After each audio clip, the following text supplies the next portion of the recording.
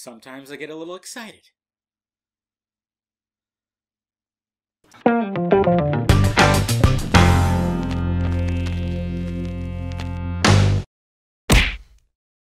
What's happening, film friends? David the Film Junkie here, and I'm bringing you a film review of The Amazing Spider-Man 2. That's right, the sequel is here to the reboot that's rebooted another franchise that was very recent, but ended very crappily. And in Amazing Spider-Man 2, we see the return of Andrew Garfield as Spider-Man. We see Emma Stone as Gwen Stacy. We see Jamie Foxx as Electro. We see Dane DeHaan as Harry Osborn. And, you know, a few other heads out there. And, of course, it's got director Mark Webb, which is obviously perfect because, well, you know, his name's Mark. And this time around, Peter Parker, he's been Spider-Man for a while. He's enjoying the absolute hell out of it. Who wouldn't? God. I mean, honestly, you know, when it comes to, like, superhero powers, Spider-Man, man, that is, like, one of those powers where it's like he doesn't quite fly, but he, yeah. You know what I'm talking about? Superman's too easy. Like, oh yeah, I'd want Superman's powers, but that's just too easy because he can do anything. But when it comes to Spider-Man, it's unique. And for some reason, I'd rather have Spider-Man's powers. Anyways, I'm going off on a tangent, as usual. So, of course, this time around, he's enjoying being Spider-Man, but he is trying to balance his life. Kind of similar to the second original Spider-Man. It's like balancing, you know, your life, your double life. It's very difficult to do, and of course, a relationship, of course, is going on right at the moment. You know, him and Gwen Stacy trying to carry out a relationship, and it's, you know, her father stated that, hey, you're gonna have enemies, stay away from my daughter. So of course he was like, I gotta stay away from you. I'm bad, I'm a bad boy, which only makes a girl want you more. Why is that? Then you got Jamie Foxx's character. He plays Max, a nerd outcast dude. You already saw the trailer. You know how he becomes who he is, and he falls into this water with eels and electricity and becomes Electro. That's my impression of electricity. Yeah. Then Harry Osborn comes back into town and his dad is dying, and then he finds out he might be dying, so he's got to get some kind of healing power, and, you know, we all know what happens with that. So what did I think of Amazing Spider-Man 2? It's good.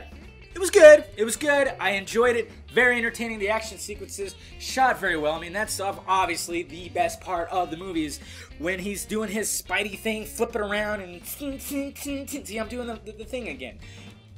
I just really want that. Andrew Garfield as Peter Parker / Spider-Man is just, it's great. It's fantastic.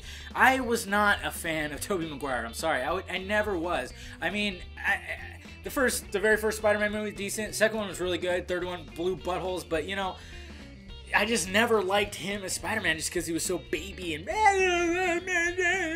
But with Andrew Garfield, he just has that humor. He has that snappy, witty humor, that kid-like humor because, you know, he's playing a 19, 20-year-old kid who's Spider-Man, which is, it's perfect. It's just like the comic book, and it's just, it works. His comedic timing, his jokes, most of the time it works. So I would say like 90% of the time it works. Sometimes it was like, you didn't need to say a joke right there. It's kind of a serious situation. Okay? And then, of course, the chemistry between him and Emma Stone, I mean, they're... Fuck that guy. I know he's with my woman, Emma Stone, but I'll let it pass because he is Spider-Man. But the chemistry between them two really worked. It gelled. And of course, Emma Stone was absolutely adorable. You just go... Oh my god, you're so cute. You are too, Andrew Garfield.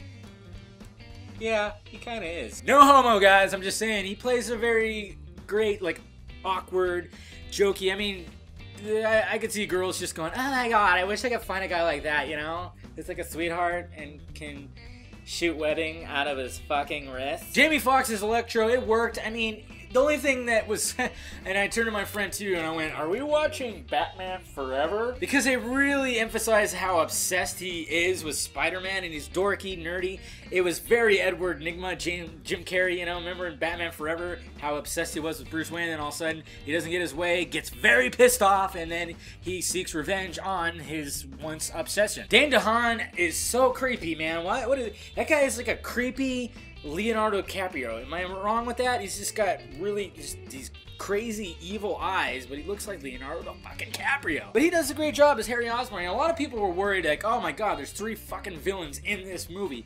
I'm thinking about Spider-Man 3 all over again. Don't. Please don't, because first off, there's really not 3 villains. The Rhino is barely in this fucking movie, and he really should not have been in this fucking movie. It was like they said, okay, we gotta establish, you know, some Sinister Six shit, because they are going to do a Sinister Six movie. So let's throw the Rhino in right here for a little bit, and then right here for a little bit.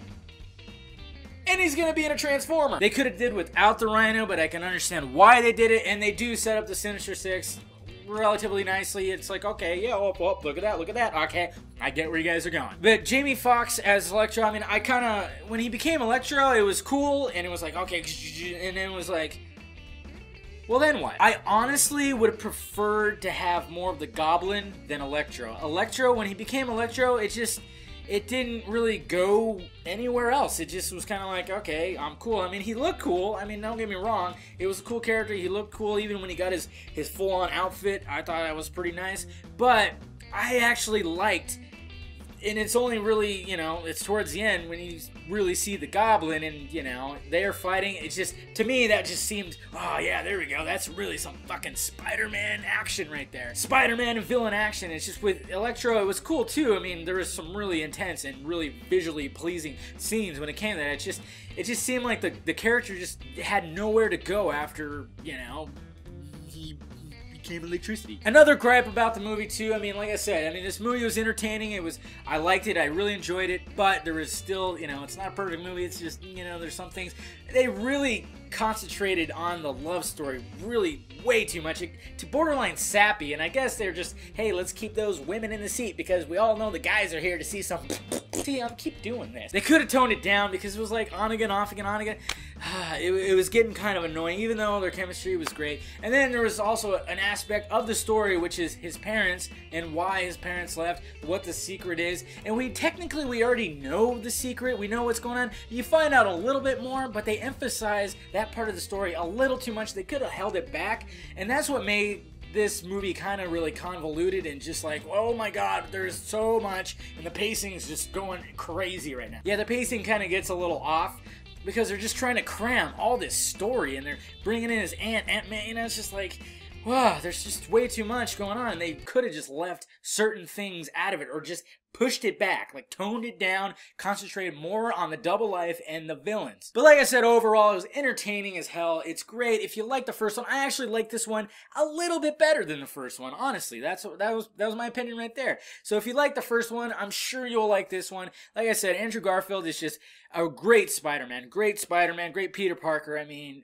they casted that just perfectly, especially coming off from Mr. Tobey Maguire. Let me know if you guys saw the movie down below in the balls area. Let me know what you thought of it. Also, hit that like, thumbs up button if you'd be so kind. Subscribe to my channel if you have not already. And also visit FilmJunkie.com for your latest in movie news, trailers, and film reviews. Yeah. Alright guys, I am David, the Film Junkie, and I brought you a film review of The Amazing Spider-Man 2. Yeah, it's the last time I'm doing that. That's just weird though. How, like, that's hard. And there's a lot of slow motion shots too, but not like the annoying kind of slow motion, like someone's gonna whip something and it's just like, you know? It doesn't get annoying. Like, Mark Webb did a good job. There's like times where it's like, it just slows down and just kind of pans through while everything's like just so slow. But it's really cool. Even like the webbing, like you see detail.